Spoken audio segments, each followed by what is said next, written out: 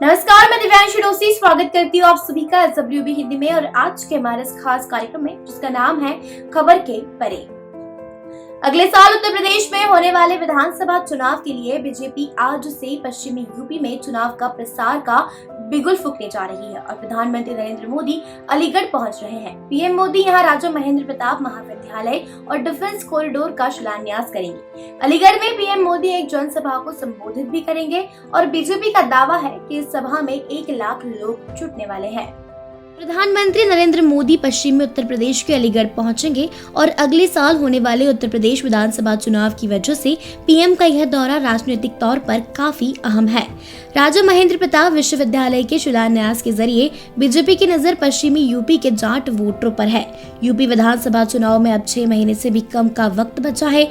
पिछले साल शुरू हुए किसान आंदोलन के बाद से पश्चिमी यूपी में बीजेपी को जनाधार खिसकने का डर सता रहा है, क्योंकि किसान आंदोलन में पश्चिमी यूपी के किसानों की बड़ी भूमिका है। ऐसे में अलीगढ़ दौरे के जरिए प्रधानमंत्री नरेंद्र मोदी पश्चिमी यूपी को साधने की कोशिश करेंगे। भले ही पूरे देश में आपको राजा महेंद्र प्रताप सिंह के बारे में बताने वाले कम मिले, लेकिन पश्चिमी यूपी में उनकी विरासत पर चर्चा खूब होती है। बीजेपी की कोशिश है कि राजा महेंद्र प्रताप सिंह यूनिवर्सिटी के जरिए एक और तो युवाओं को साथ लाए, दूसरी ओर जाट समुदाय की नाराजगी को कम करे। वहीं आपको बता दें कि राजा महेंद्र प्रताप सिंह हाथरस के राजा थे। राजा महेंद्र प्रताप सिंह के जाट समुदाय की होने की वजह से पश्चिमी यूपी में उनका काफी सम्मान है। राजा महेंद्र प्रताप सिंह ने भारत की स्वतंत्रता के लिए 20 से 25 देशों में आजादी की अलख जगाने के लिए यात्रा की। 31 वर्ष 8 महीने वो विदेशों में रहे और 1946 में भारत लौटे।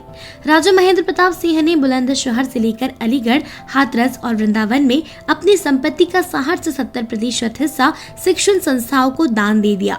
यहाँ तक कि उन्होंने अलीगढ़ मुस्लिम यूनिवर्सिटी के लिए भी जमीन दान दी थी। हालांकि इतिहास में उनके किए गए कामों को दबा दिया गया। अलीगढ़ यूनिवर्सिटी के लिए उन्होंने 2.5 एकड़ जमीन दान दी थी, लेकिन AMU में उनके नाम पर कुछ भी नहीं है।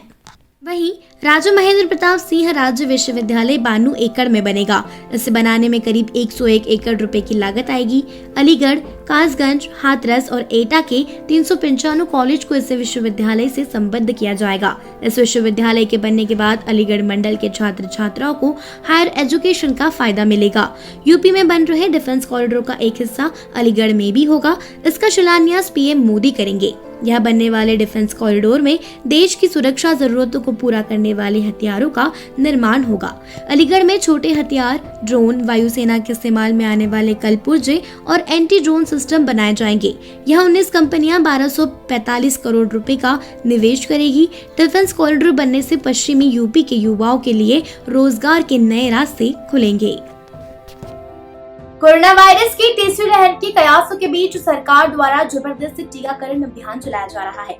वहीं अब केंद्रीय स्वास्थ्य मंत्री मनसुख मंडाविया ने सोमवार को कहा कि इस साल जनवरी में राष्ट्रव्यापी अभियान की शुरुआत के बाद से भारत में 75 करोड़ से अधिक कोविड वैक्सीन की डोज लग चुकी है। इसी रफ्तार से अगर डोज लगती रही तो दिसंबर तक देश में 43% आबादी को टीकाकरण हो सकता है। महामारी की तीसरी लहर को रोकने के लिए भारत साल के अंत तक 60% आबादी को टीके की दोनों खुराक लगाना चाहता है।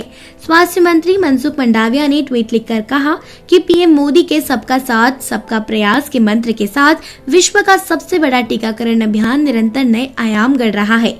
#आजादी का अमृत महोत्सव यानी आजादी के 75वें वर्ष में देश ने 75 करोड़ टीकाकरण के आंकड़े को पार कर लिया है। न्यूज एजेंसी भाषा के मुताबिक भारत में पिछले एक दिन में कोरोना वायरस संक्रमण के 27,254 नए मामले सामने आए, जिसके बाद कुल मामले बढ़कर 3,32,64,175 हो गए। इसके साथ ही उपचाराधीन मरीजों की संख्या घटकर 3,74,269 रह गई। कोविड-19 से 219 और मरीजों की मौत हो गई है, जिससे मृतकों की संख्या 4,72,874 पर पहुंच गई है। मंत्रालय के अनुसार पिछले 78 दिन से प्रतिदिन सामने आने वाले मामलों की संख्या 50,000 से कम देखी गई है।